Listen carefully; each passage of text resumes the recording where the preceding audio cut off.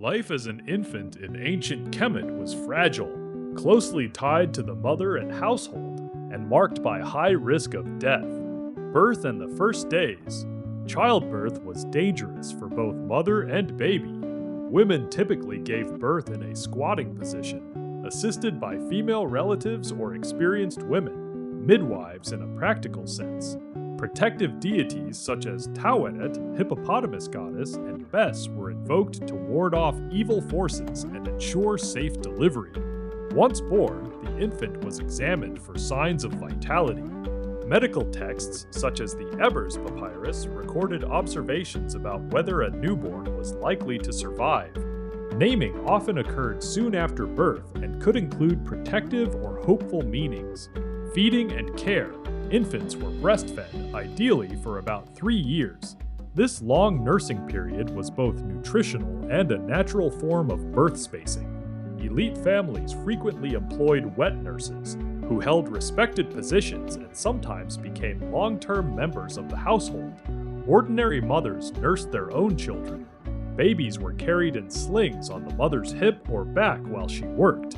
They spent most of their early life in the household environment, exposed to the sounds, smells, and daily rhythms of the home. High mortality and protection. Infant and early childhood mortality was extremely high.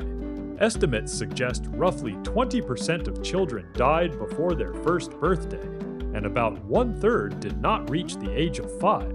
Causes included infection, parasites, digestive illness, accidents, and malnutrition. Parents used both practical care and magical protection. Amulets, spells, birth tusks, and household rituals aimed at shielding the child from disease and malevolent spirits.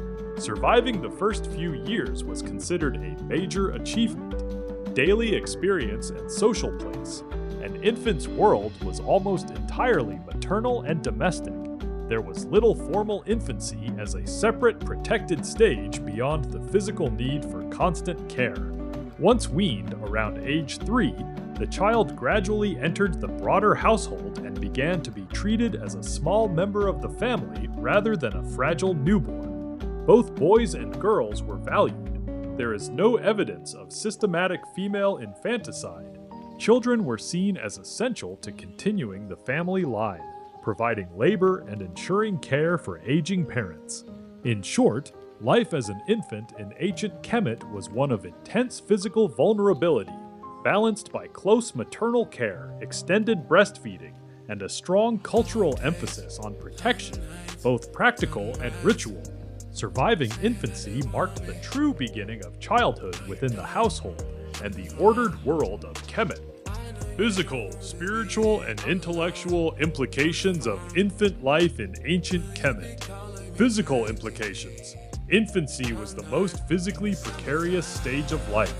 High rates of mortality, roughly 1 in 5 infants dying before their first birthday, and about 1/3 of children not reaching age 5, meant the body itself was under constant threat from infection, parasites, digestive failure, accident, and the physical risks of childbirth.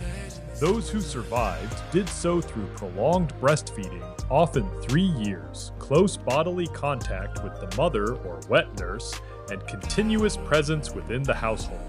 The infant's body was shaped by this extended dependence, nourishment, protection from the elements, and gradual exposure to the physical world of the home and village.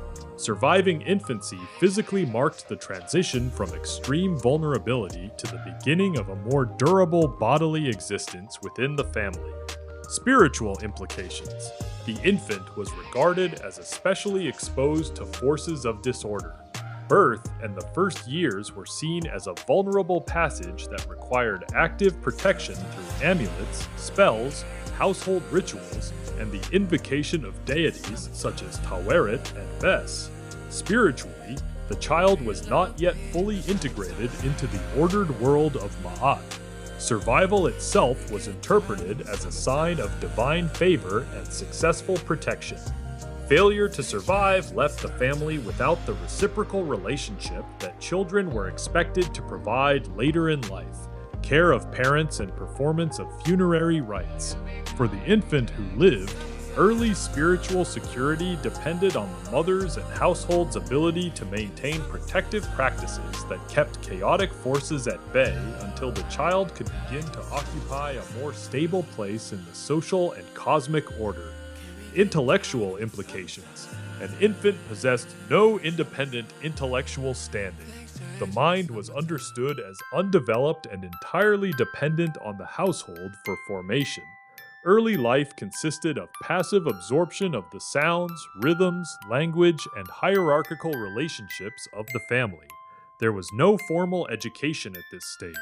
Intellectual development began only after weaning, when the child started to imitate adults and participate in simple household tasks. Until then, the infant was intellectually incomplete, an open vessel whose future knowledge, moral understanding, and social competence would be shaped by the ordered environment of the home.